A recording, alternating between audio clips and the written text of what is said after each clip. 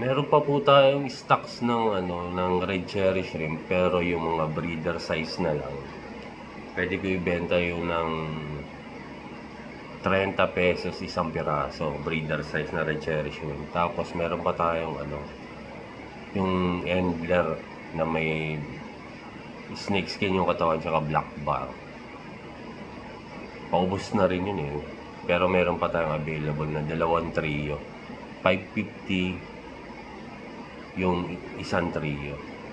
Tapos meron pa rin tayong duckweed and azola, frogbeak, pennywort, water lettuce,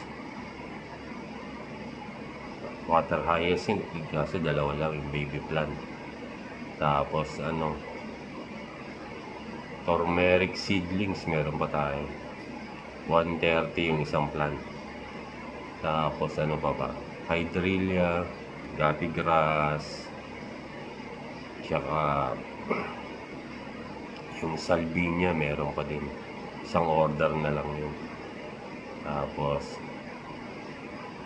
meron tayong dalawang male ng Kuhako Swordtail tsaka 3 females. Pwede kong ibenta yung 60 isa. So PM lang guys pag gusto nyo kumuha ng mga stocks ko. Thank you.